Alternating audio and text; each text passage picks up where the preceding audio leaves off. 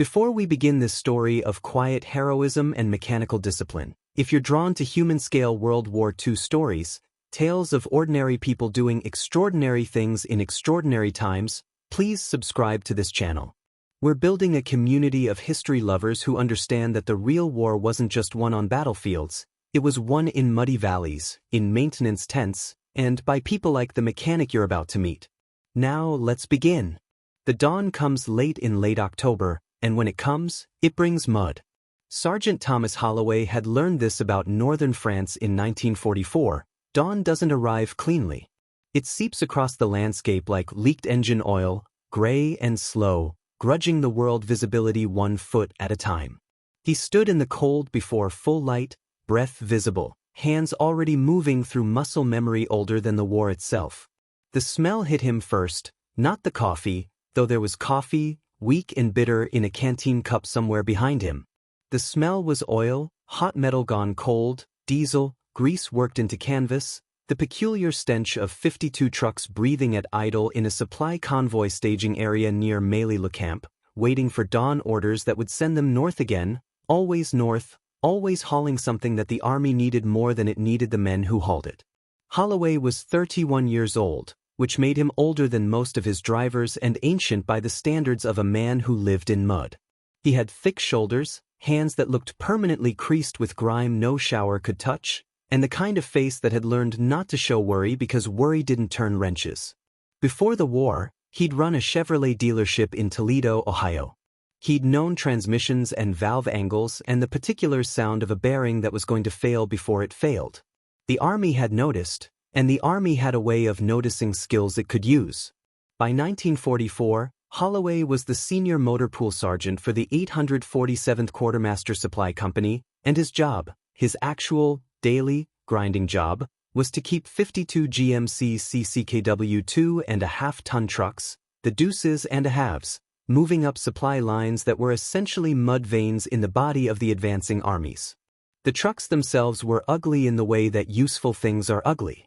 Not pretty, never pretty. They had 6 wheels, high ground clearance, open or canvas-covered cabs depending on when they'd rolled off the Pontiac line or the Chevrolet plant in St. Louis. The engines were GMC 270s, inline 6 cylinders, 91.5 horsepower when they were clean and happy, considerably less when they'd been run hard across 700 kilometers of French roads with loads that tested the 2.5-ton designation into honest fiction. The wheels were 7.50 to 20 inches of tire, and tires, by October 1944, were a prayer every mechanic whispered before he touched anything important. Rationing meant tires came with a sob story attached. Every puncture was a negotiation with ordnance. Every blowout was a tragedy with paperwork. In the pre-dawn on this particular morning, Holloway didn't think about any of that philosophy. He moved through his routine with the kind of automaticity that comes from repetition, from care, from a man who understands that machines are made of failures waiting to happen and that the only thing separating a convoy from disaster is the difference between checking something and not checking something. He had a tool roll, canvas, heavy, stained with every fluid that could stain canvas, and he had 10 minutes. 10 minutes per truck. 52 trucks. That was 8 hours and 40 minutes of pure technical routine before the drivers even climbed into cabs, before dispatch called for a departure time, before the radio crackled with the day's orders. Most of the drivers were still asleep or trying to be. Most of them thought he was crazy, or obsessive, or some combination that came from a man who had taken a war and tried to impose order on it with a wrench and a logbook. He walked to the first truck in the line, 3rd Squad, lead vehicle, painted with a numeral 3 and a company marking that had already begun to fade under the accumulation of dust and mud. The blackout lights were still dimly visible, those cat eyes, the hooded parking lights that let convoys move through darkened landscapes without broadcasting their position to Luftwaffe pilots who were always, theoretically, 20 minutes away. He ran his fingers over the housing, checking the seals. Water got in everywhere. Water was the enemy of everything that wasn't fish. He moved to the battery posts, 6-volt electrical system, vulnerable as a baby bird, checking the terminals for corrosion. Box end wrench, properly torqued. You could feel the difference between tight and tight enough and too tight. The connectors had to be clean because dirty connections meant the starter motor would labor like a man climbing a hill with rocks in his pockets, and once you got a truck stuck meant disabled, and disabled meant broken chain, and broken chain in a supply line meant rifles without ammunition somewhere 50 miles north. The radiator cap came off with the careful ritual of steam management. Let it sit, vent it, then turn it carefully. The coolant level sat where it should sit, the engine cold enough to touch without burning but warm enough that the fluid hadn't fully settled. He topped it with a can of pre-boiled water, careful not to introduce cold shock into a block that was still dissipating heat. The fan belt he checked by sight and feel, running a thumb and forefinger down its length, feeling for cracking, for glazing, for the suggestion that the rubber was becoming something else, something brittle. A fan belt that broke at 30 kilometers into a run meant overheating, meant stopping, meant an empty convoy slot while mechanics improvised with baling wire and prayers. He had spare fan belts. Spare hoses. Spare hope, rationed daily. Oil stick came out, overhead on this truck, accessible without putting your head in an engine bay. The level sat good, just below the full mark. The smell of oil told him what he needed to know. Clean, not burned, not metallic. Burned oil meant rings were going. Metallic oil meant bearings were complaining. This oil smelled like oil, which meant another day of relative grace. He wiped the stick on a rag that lived in his tool roll for exactly this purpose, reinserted it, pulled it again to confirm. 52 trucks, and he did this on every one. Drivers thought it was redundancy. Holloway knew it was the only thing between a bearing that held and a bearing that seized. The brake pedal received his attention, firm, not spongy. The hydraulic system in these trucks was vacuum-assisted, and vacuum leaks meant a pedal that felt like pressing into mud. This one felt good. He worked the pedal through 3 full applications, feeling for the pressure, imagining the wheel cylinders on all 6 wheels responding in synchrony. The adjustments were set during the scheduled maintenance cycle, but things settled, things shifted, things moved slightly when you drove over terrain that was essentially a catalog of ways for metal to torture metal. His hands knew the feel of a brake system that was approaching regulation versus one that was sliding into unsafe. This one was sliding, just barely, maybe half a turn on the adjusters forward. He worked carefully, lying in mud that was never fully dry anymore, reaching for the brake adjusters on the rear wheels, adjusting by feel and experience, knowing that if he tightened too much, the brakes would bind and the truck would labor. If he didn't tighten enough, he'd be right back under here the next morning. When he emerged, his uniform was darker, his skin colder where mud had touched it, and the brake pedal felt right. That was the job. Knowing the feel of right. Tires came next. Lug nuts checked by touch with a wrench. Torque didn't exist as a number in Holloway's world. It existed as a feeling. Too loose meant the wheel could work itself off on rough terrain. The Army had lost trucks to wheels that came off because someone thought that tightness was approximate. Holloway knew the difference between close and tight. He checked each lug nut on all 6 wheels, moving around the truck, his hands working with the efficiency of a man who had done this same thing perhaps 300 times already. The tire pressure he checked with a gauge. 7.50-20s needed a specific pressure, and underinflation meant heat buildup and blowouts. Overinflation meant that the tire would separate from its rim if the ground was too rough. He had a tire gauge clipped to his tool roll, a simple mechanical thing, nothing digital, nothing that could fail except by being dropped hard enough to break the needle. He checked each tire, adjusted the one that was sitting low. The compressor was back at the motor pool, but he had a hand pump if it came to that, and moved on. Mirrors came next, making sure they'd survive the night without being damaged by careless drivers or the inherent hostility of a muddy camp. The mirrors weren't optional. Convoy driving meant knowing where the vehicle behind you was at all times. You could hit what you couldn't see. In blackout conditions, you couldn't see anything, which meant relying on markers, on discipline, on drivers who had learned to follow without panicking. A mirror that didn't work meant a driver who was half blind. He cleaned the one on the passenger side, mud, but mostly fine dust that had settled in a thin layer overnight, and confirmed it had full rotation and a secure mount. Cargo tie-downs were checked next, making sure whatever was in the bed was secure. Today it was jerrycans, German military fuel containers that the Allies had adopted as gospel because they worked, they stacked, they were standardized. 48 jerrycans of gasoline, lashed with rope and cable, each one secured to the stakes that ran the length of the bed. He pulled on each lash point, checking that the rope hadn't stretched, that the stakes hadn't shifted in their sockets. A jerrycan that shifted during a rough section of road could damage others, could leak, could create a fire hazard. Gasoline made Holloway nervous in a way that nothing else did. Gasoline was democracy. It treated everyone equally, burning the careful mechanic and the careless one with the same intensity. The tool roll mounted on the side of the cab had to be present and accounted for. His drivers carried hand tools, box-end wrenches in the most common sizes, a small pry bar, a rubber mallet for tapping out stuck parts, points and condenser, spare spark plugs, extra belts and hoses, radiator hose clamps, lubricating grease, a tire patch kit, a small hammer. Nothing fancy. Nothing that required electricity or compressed air. Nothing that couldn't be applied on the side of a road under fire or under blackout conditions. He checked the roll by inventory, by feeling through the canvas for the familiar shapes. All there. A driver without tools was a man waiting to fail. The lights he tested systematically: headlights, blackout lights, the red marker lights on the rear. The headlight switches functioned but weren't used during convoys unless daylight was absolute. Blackout meant exactly that: no light that would guide anyone looking down from the sky with bombing runs in mind. The Luftwaffe had diminished by 1944, but it hadn't disappeared. He'd heard stories. Everyone had. Trucks caught in the open, caught by fighters during daylight, caught by bombing raids on supply depots. The tests were brief, confirmatory only. In darkness, the convoy would move on instinct and memory and the faith that nobody in front was going to stop suddenly. He crouched at the front and looked under the chassis for leaks. It was dark under there, always dark, and you had to let your eyes adjust before you could read the story the fluids told. A mechanical carnage was a truck that wept oil, transmission fluid, coolant, anything that meant the system was compromised.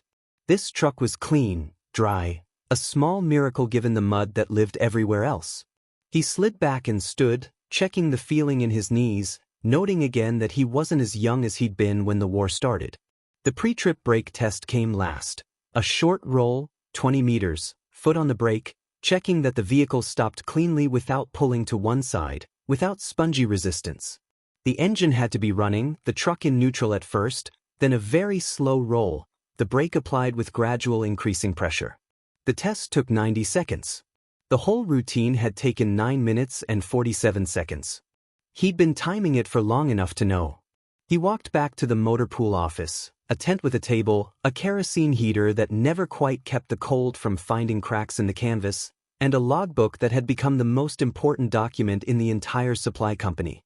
He pulled out the pencil he kept behind his ear and made an entry: truck 3-1-0547 hours, all systems nominal.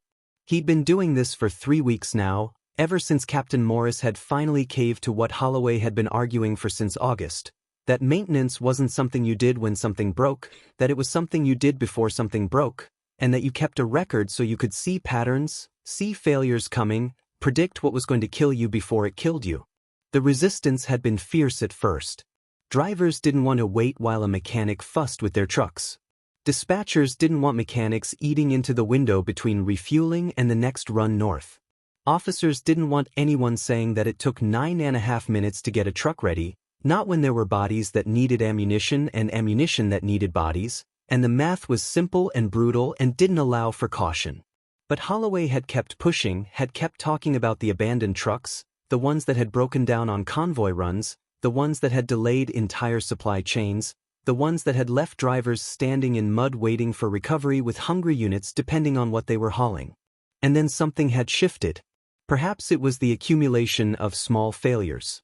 Perhaps it was the fact that every week there was another truck stalled on a country road, another set of drivers and support vehicles that had to be diverted to fix it or tow it. Perhaps it was just that Holloway had been right, and sometimes right is enough. By late September, Captain Morris had signed off on the 10-minute routine as official policy. By October, trucks were coming in cleaner, running better, breaking down less frequently. Holloway had started tracking it in the logbook, marking each instance of roadside breakdowns, flat tires, radiator hose ruptures, fuel filter clogs, ignition coil failures, alternator belt breaks, anything that had forced a truck to stop mid-route. The data was becoming a narrative. In August, before the routine, they'd had 47 stalled trucks over 4 weeks.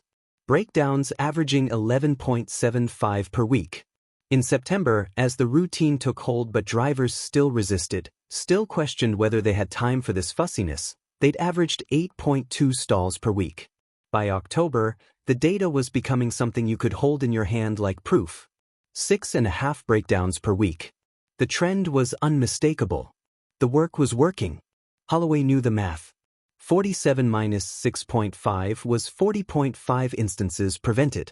That was 86% efficiency.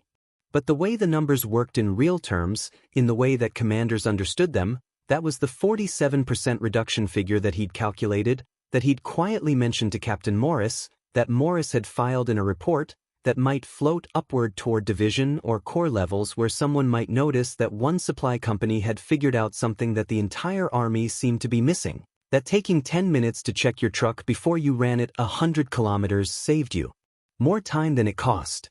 The drivers were beginning to believe. Not all of them, not the ones who'd been in the army longest and had learned to do the minimum, to survive by flying under notice. But the younger ones, the men who'd been pulled into uniform late enough to remember they had lives waiting for them after the war, those men were beginning to understand that a truck that didn't break down was a truck that delivered them back closer to home each day. Holloway didn't have to sell the idea anymore. He just had to maintain it. He moved to the next truck, noting the time, 0552 hours. The routine continued, truck after truck, his hands moving through familiar checks with the kind of efficiency that comes from knowing exactly what failure looks like because you'd seen it, had worked on it, had experienced it as a series of small mechanical disasters that added up to delays and risk and extra work for everybody. By 0715 hours, he'd completed the 30 trucks that were scheduled to move out with the day's convoy. The other 22 were in rotation status, either returning from runs that had completed yesterday or being held for maintenance of a different sort, drivers' vehicle inspections where bigger problems were addressed, where engines were cleaned, where fuel tanks were drained and filters were replaced. Captain Morris appeared around 0730, coffee in hand, the weary expression of a man who commanded 52 trucks and the supply chain that fed them. He found Holloway loading his tool roll back into the utility box mounted on the side of the motor pool tent. "They're ready," Holloway said, not bothering with preamble. Morris knew what he meant. They'd had this conversation enough times. "All 30. Morris pulled from his coffee, steam rising into the cold air. "All 30. Logbooks current. I've marked 3 trucks with advisory items. The transmission on 1 to 7 needs attention if we get a chance. 2 to 3 has an oil seep I want to monitor for another week, and 3-4's radiator is running hot because the fan isn't pulling hard enough. None of them will fail today, but they all want attention inside the next maintenance cycle." Morris nodded, the expression of a man whose command depended on vehicles that depended on a mechanic. "How's the data looking?" 41 days of tracking. 6.3 breakdowns per week average in October so far, versus 47 in August. We're at 87% reduction if we extrapolate, which I'm not because extrapolation is how you get surprised. But conservative, we're comfortably over 45% improvement. Showed this to anyone at division? "No, sir. That's your call. I just wanted the number to mean something when it gets reported." Morris took another drink of coffee. He was a good officer, the kind that didn't need every idea to come from himself to make it official. "It's getting reported today. Higher up than division, actually. There's a shortage of supply vehicles division-wide. Motor pools are losing trucks faster than ordnance can replace them. Your data is going into a report recommending this routine becomes mandatory across all motor pools in the sector." Holloway felt something in his chest that might have been satisfaction, though in the Army you learn not to feel too much about anything, about orders or recognition or anything that might disappear by nightfall. That's good. It should work across different units, different trucks. It's not complicated. "No," Morris said. "It's just necessary. Sometimes that's all that matters." He drained his coffee, set the cup on a crate, and checked his watch. "Convoy brief in 10 minutes. Routes are northern supply runs, ammunition, fuel, rations. Second and third squads rotating in. First squads on recovery standby for any breakdowns on this run. I'd rather my trucks didn't provide the breakdowns needing recovery, Holloway said, which was as close to humor as he allowed himself in these conversations. Noted. We'll see how it goes. Morris turned to leave, then paused. For what it's worth, what you're doing, it matters. The men know they're coming back. That's not a small thing. After Morris left, Holloway finished organizing his tool roll. The convoy would depart around 0830 hours, which meant drivers would start arriving at 0745, doing their own pre-trip visual inspections, confirming that the cargo was lashed correctly, that they knew where they were going, that they understood the radio procedures for the day. He would stand beside the motor pool tent and watch them load up.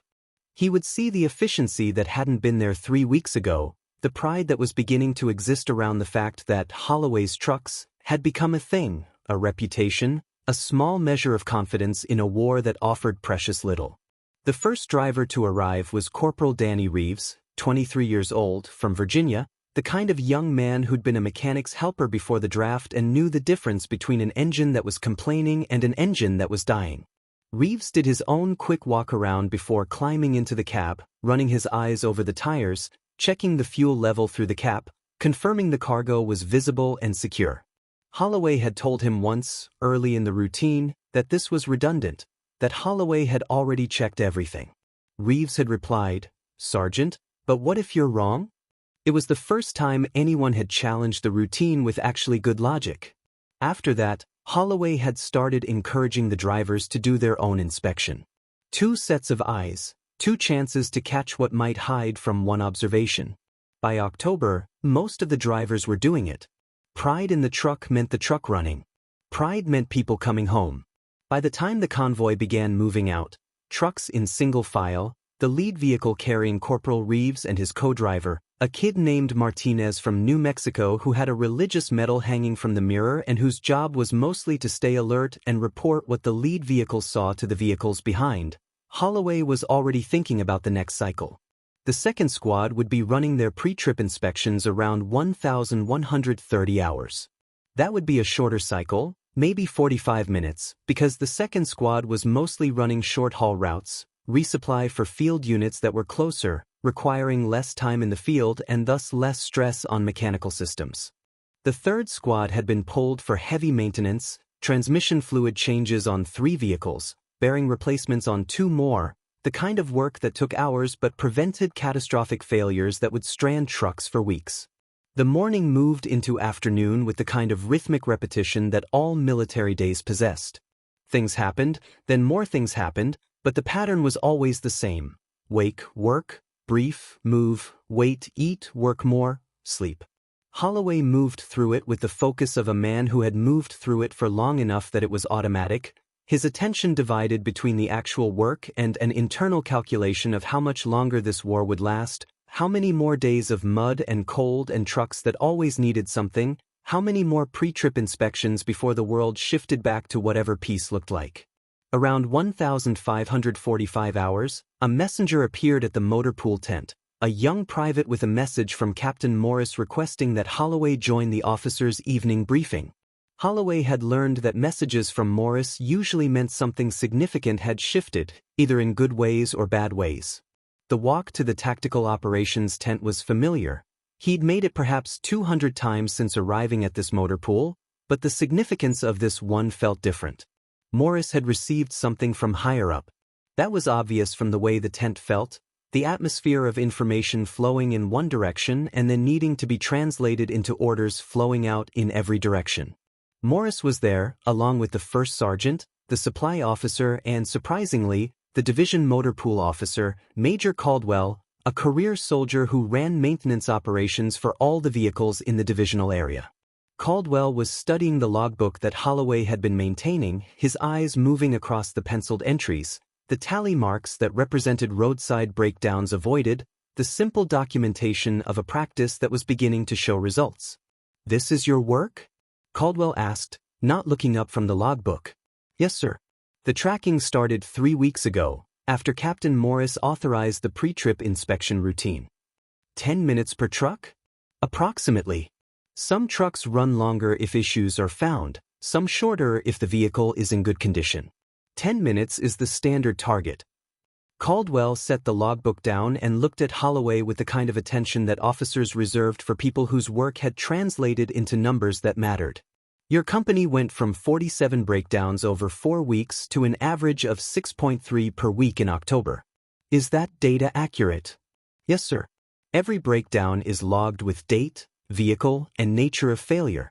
The only breakdowns not in that log are the ones we prevented, so the data reflects only the failures we didn't catch during pre-trip, which gives us a conservative estimate of the routine's effectiveness. 47% improvement, Caldwell said. It wasn't a question. In an army that's hemorrhaging vehicles and struggling to maintain supply lines, this is significant. Division has authorized me to recommend this routine become standard operating procedure across all motor pools in the sector. That's 12 motor pools, approximately 350 additional trucks. I'm going to need written documentation of your routine, not just the concept, but the specific checklist, the order of checks, the time allocation, everything.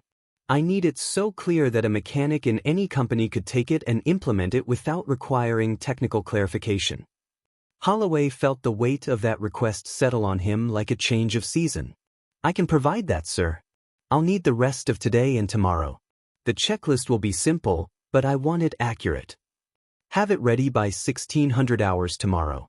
And Sergeant, Caldwell paused, letting the moment land, this work is going to multiply in effect. Once it spreads to the other motor pools, to division, potentially to corps level, it's going to prevent thousands of breakdowns, save ammunition time, save lives. Make sure your documentation reflects the importance. Don't just tell mechanics how to check a truck. Tell them why it matters that they check a truck. That was the thing about the Army that Holloway had never fully understood, how quickly individual effort could become institutional change if you simply did the work, documented the work, and let the numbers speak. He returned to his tent with a stack of blank pages that Morris provided from supply, and he began to write. Not just the checklist itself, but the reasoning behind it. Not just the steps, but the consequences of skipping steps. Not just the technical information, but the human story, that every truck that didn't break down meant drivers who came back to camp instead of standing on a roadside waiting for recovery. It meant ammunition reaching forward positions. It meant meals arriving while they were still hot. It meant small things individually, but collectively they meant the difference between an army that could sustain itself and an army that was eating itself alive through attrition, through poor maintenance, through the assumption that machines were expendable and could be run into the ground. He wrote through the evening, working by lamplight, his handwriting careful and methodical. He didn't mention the 47% figure. Caldwell already knew that. Instead, he focused on the mechanics of the thing, the specific procedures that, when followed with consistency, produced the result. The checklist was neither long nor complex. Check oil level, coolant condition, fan belt condition, battery terminals and posts, brake pedal firmness and any abnormal sounds when testing hydraulic function, tire pressure and tread condition, lug nut tightness on all wheels, condition of lights and markers, cargo security, tool roll inventory, fuel cap security, radiator for external leaks, under chassis for fluid leaks, mirrors and reflection surfaces, a short rolling brake test. To confirm the system responded correctly. The total took approximately 10 minutes, could be done with only hand tools that every mechanic carried, and required nothing except the mechanic's attention and a commitment to process. He finished around 2,200 hours, the handwriting on the last page slightly more cramped from fatigue, but the message remaining clear. He left the documentation on Morris's desk with a note requesting that Morris review it before it went to Caldwell. Morris would, Holloway knew. Morris was a good officer precisely because he understood that documentation needed to be reviewed by someone inside the unit before it went outward. The next morning, Holloway received the pages back from Morris with small corrections, places where the language could be clearer, where the sequence could be reordered for better logic flow, and suggestions for emphasis where the human story was most relevant. By 1400 hours, the revised documentation was ready. By 1600 hours, it was in Caldwell's hands, and within 24 hours, copies were being distributed to motor pool officers across the division. By the end of the week, pre-trip inspection routines, essentially identical to Holloway's procedure, were being implemented in 12 separate motor pools, on 347 additional GMC CCKW trucks, servicing supply lines that ranged across the northern sector of the advance. The impact wasn't visible immediately, but Holloway knew to trust data over visibility. The logbooks from the other motor pools began arriving to the Division S4 office weekly. The data showed variation. Some motor pools achieved the results faster than others, some had initial resistance from drivers, some commanders implemented the routine more enthusiastically than others, but the trend was consistent. Breakdowns declined. Roadside stalls decreased. Convoys ran with fewer disruptions. Small, individual mechanics in small, individual units were beginning to do exactly what Holloway had done. Apply systematic attention to the first opportunity to prevent failure instead of waiting for failure and then responding to it. By mid-November, Division was reporting to Corps 41% average reduction in motor pool breakdowns across the sector where the pre-trip inspection routine had been implemented. By December, that number was 43%. By January 1945, it was holding at 46 to 47%, with some motor pools approaching 50% reduction in comparison to their historical failure rates. None of it was spectacular. None of it was news. None of it would appear in any official history of the war. But it meant vehicles arriving on time. It meant fewer men standing in cold mud waiting for recovery. It meant ammunition that got delivered still capable of being delivered. It meant the kind of quiet victory that the Army usually never bothered to acknowledge because the quiet victories were what the Army actually depended on. The mechanics, the drivers, the men who ensured that the grand strategy had some possibility of becoming tactical reality. Holloway continued his routine at the company level, checking trucks before each run, logging breakdowns, refining the process based on what he learned. He discovered by late November that checking wheel bearing play could catch bearing failures that would have stranded trucks in the next few thousand kilometers. By December, he'd learned that a quick inspection of the points and condenser for corrosion could sometimes identify ignition failures before they became complete ignition failure. None of these insights required advanced technology or extensive training. They required only attention, repetition, and the kind of mechanical intuition that came from 40 years of hands-on work with internal combustion engines. The drivers had stopped questioning the 10 minutes by Thanksgiving. By December, the younger drivers were taking pride in having trucks that passed Holloway's inspection on the first try, and the older drivers were grudgingly admitting that they appreciated not having to stand on the side of a road in freezing mud waiting for a mechanic to fix what might have been prevented if someone had just spent 10 minutes checking things in the morning. The routine had become part of the unit's identity. New drivers arriving from the replacement depot were briefed on it immediately. Officers understood it as doctrine. The trucks, collectively, had never run better. The breakdown rate had never been lower. The supply line flowing north to the armies doing the actual fighting had never been more reliable. But everything in wartime depends on luck, on the randomness of circumstances colliding at exactly the wrong moment, and in late December, luck presented itself as a mission that would either validate everything Holloway had done or reveal it to be a pleasant fiction that meant nothing when the actual stakes were highest. The assignment came through Captain Morris on December 23rd, at a time when most of the front was settling into the strange lull before Christmas, when even war took a pause to acknowledge the calendar. A massive supply run was being organized, ammunition and fuel to the forwardmost supply depot, which meant a run of roughly 140 kilometers over terrain that was now snow and ice instead of mud. The trucks selected for this run included 8 vehicles that had to be in perfect mechanical condition because there were no repair facilities beyond the midpoint, no recovery trucks, and no flexibility in timeline. The supplies were needed by dawn on December 24th, which meant a run that had to go through the night, in blackout conditions, in snow, on roads that were little better than tracks. Holloway was brought in to personally conduct the pre-trip inspection on all 8 vehicles. This wasn't an unusual request. Morris had him do the final inspection on high-priority runs, but the significance of this particular run was stated clearly. If these trucks failed, they failed on the most visible possible stage. Ammunition didn't arrive to forward positions on Christmas Eve, morale suffered, tactical options were reduced, and somewhere up the chain, someone would wonder if the motor pool had done its job. The inspections began at 1,730 hours.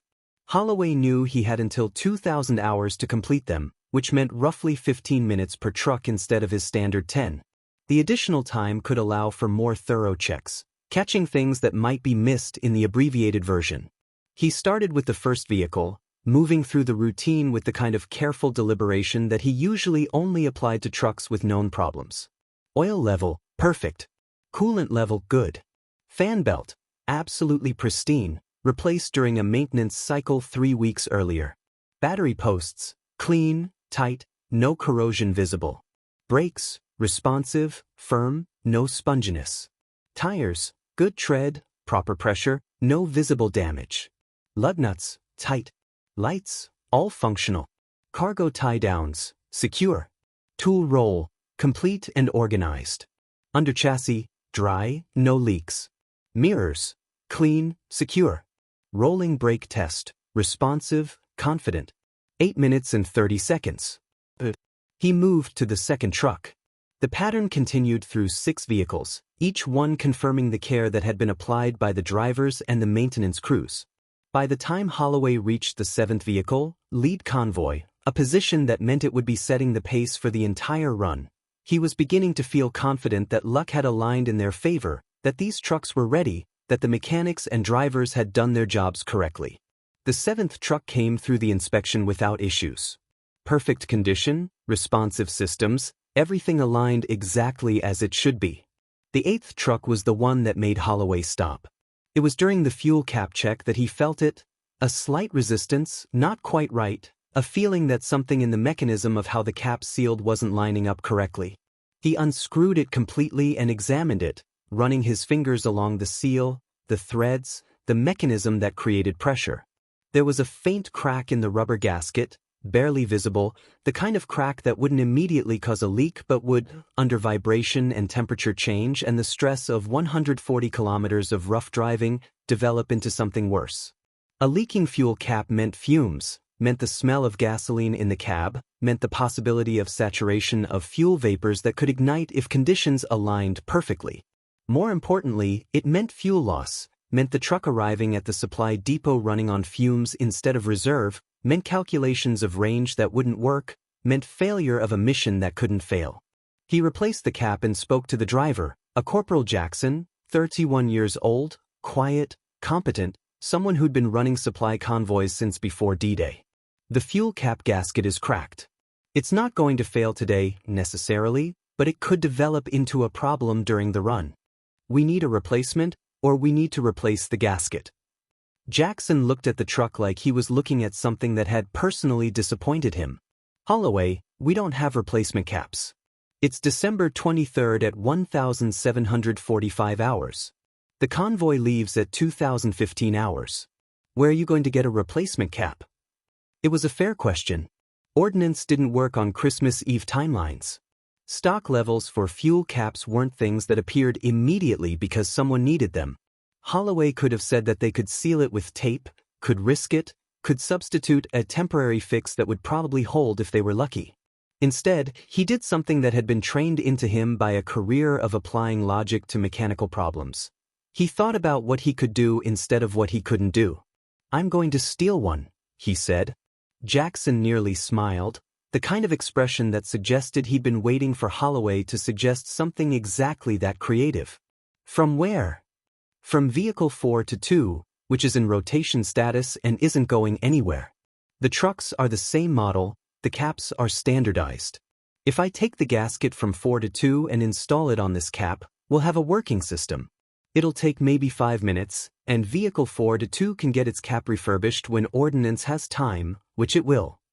What Holloway didn't say, what didn't need to be said, was that Vehicle 4-2 was a backup truck, would be pulled into rotation only if one of the active convoy vehicles failed, and that this particular fuel cap problem was exactly the kind of thing that the pre-trip inspection was designed to catch and fix before it became an emergency.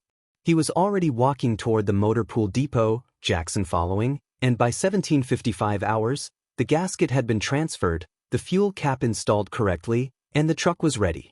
The convoy departed at 2015 hours exactly, 8 trucks in column, moving north into darkness and snow, running on instruments and faith and the simple fact that every single one of those trucks had been inspected that morning by a mechanic who understood that 10 minutes spent checking a vehicle before it left was time infinitely better spent than 12 hours spent trying to recover a vehicle that had broken down with 300 kilometers still to go. Holloway didn't sleep well that night. Morris didn't either, from what Holloway could tell when he saw the captain at dawn, both of them understanding that they'd sent trucks into the night on a mission that didn't allow for failure. Radio reports came through sporadically. The convoy had passed Checkpoint Alpha at 0215 hours, Checkpoint Bravo at 0435 hours, was approaching the supply depot and was expected to complete offload by 0600 hours. By 0645 hours, a radio message arrived confirming delivery. All 8 vehicles had completed the run. No breakdowns. No mechanical failures. No disruptions. The ammunition and fuel had arrived at the forward supply depot with 2 hours to spare before the scheduled requirement. Drivers were refueling for the return journey and would be back at base by 1600 hours. Morris found Holloway in the motor pool tent, going through the logbook, making entries for the daily inspection results. "You heard?" "Yes, sir." All 8 vehicles completed the mission successfully. That 8th vehicle would have been a problem, wouldn't it? Without the cap replacement. Eventually, yes, sir. Maybe not during the first 100 kilometers, but by the end of the run, probably. Morris sat down on one of the supply crates, the weight of command settling on him. If I had to estimate the number of times that a detail like that, a cracked fuel cap gasket, would have been missed in other motor pools before your routine became standard, how many would you say? Holloway thought about it. He thought about the motor pools he'd visited, the maintenance attitudes he'd observed, the mindset that treated trucks like consumables instead of mechanisms that responded to care. Hundreds, sir. Probably thousands across the entire Army. If you took every motor pool, every truck, every pre-trip inspection that gets shortened because there's pressure to move, every mechanic who skips the details because he's tired or overworked or because the officer doesn't want to wait 10 minutes, yes, thousands of trucks would go out with that same problem. Most of them would probably make their run. Some of them wouldn't. We'd never know which was which. But now we do, Morris said.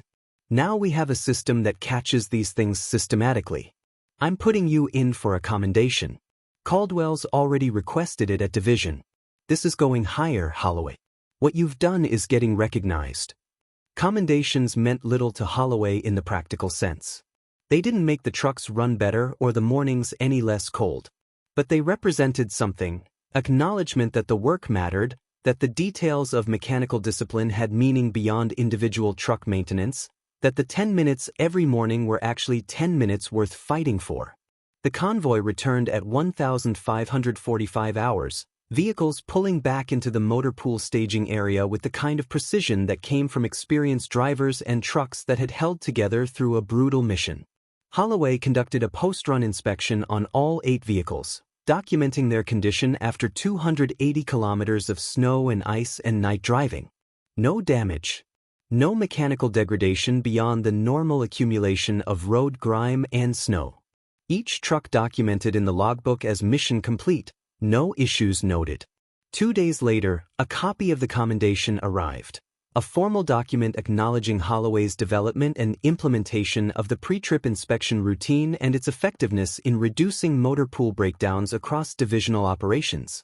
It was the kind of thing that would go in a file, would potentially matter for post-war career considerations, but in the context of a war that was still very much ongoing, its significance was more symbolic than practical. What mattered more was that the routine continued, spreading farther, becoming more standardized, being implemented in motor pools across the Army. By February 1945, Holloway was receiving requests from other sectors asking for technical documentation on the 10-minute inspection routine.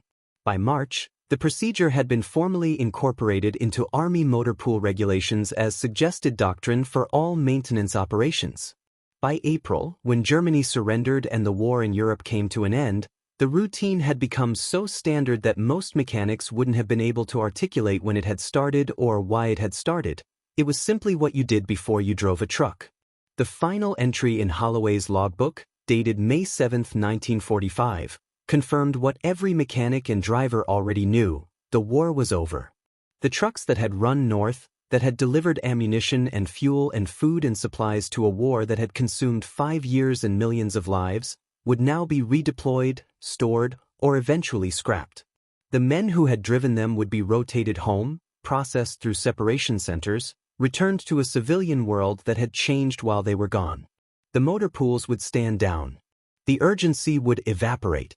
But the routine itself would persist. Months later, in 1946 and beyond, Army mechanics would continue using the 10-minute pre-trip inspection, would continue preventing breakdowns, would continue understanding that maintenance was a matter of systematic attention, not crisis response. The specific origin would blur. Most people wouldn't remember a Sergeant Holloway or the muddy motor pool in northern France where a man had decided to apply discipline to the first opportunity to prevent failure. But the principle would persist because it had proven itself valid through thousands of prevented breakdowns, through supplies that arrived on time, through drivers who came home. Holloway was discharged in September 1945, receiving a medal he didn't think he'd earned and a letter of commendation that he filed away. He returned to Toledo, reopened his Chevrolet dealership, and went back to work fixing civilian vehicles, knowing intimately how to maintain them because he'd spent 5 years maintaining military ones. He married late, had children late, lived a quiet life marked by the same kind of systematic attention that had characterized his war service. He died in 1982 without fanfare, without the kind of memorial that goes to combat soldiers or strategic planners. He was a mechanic. He had developed a procedure. The procedure had worked. That was all there was to tell. But sometimes history is written not by those who make the big decisions but by those who implement the small ones with enough consistency and care that big decisions become possible.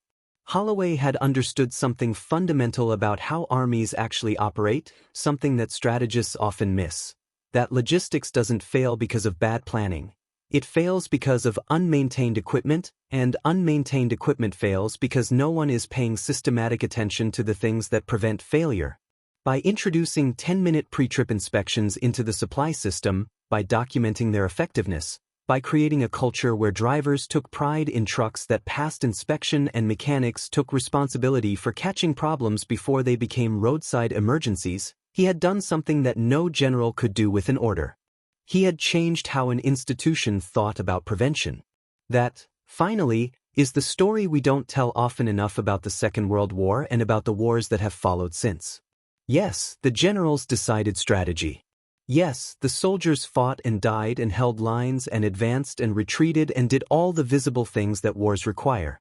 But the armies that won were the ones that also learned, somewhere along the way, that every small system matters. That discipline isn't punishment, it's attention. That preventing failure is always better than fixing it. That a man standing in mud in 1944 France, checking a fuel cap gasket on a truck that most people would never notice, was doing something just as essential as the ammunition the truck carried, just as important as the men who fired it, just as vital to the outcome of something as massive and terrible and consuming as a world at war. The mechanics, the drivers, the supply officers, the men who maintain the machines that fed the war, they're the invisible heroes, the ones whose names we'll never know, whose faces are lost to time, whose 10-minute routines saved lives every single day even though nobody kept count. They're the quiet proof that attention to detail, discipline applied systematically, and the belief that your job matters even if nobody's watching, these things can move mountains. These things can sustain armies. These things can, in their small way, change the world. And if you've watched this far and understood what we're telling you, please subscribe. Not because we've made a great video about history, because we haven't, not really, we've just told you a story about what actually matters. Subscribe because you understand that the stories worth telling are often the stories about ordinary people doing ordinary things with extraordinary care. Subscribe because you want to hear more about the men who built things, maintained things, kept things running, and never asked for recognition but absolutely deserved it. Subscribe because somewhere inside, you know that the world needs more people who are willing to stand in the mud and spend 10 minutes on something that might save a life, even if nobody's watching to see if they did it. These are the stories that matter. These are the people who actually won the war. And there are thousands more of them waiting to be remembered.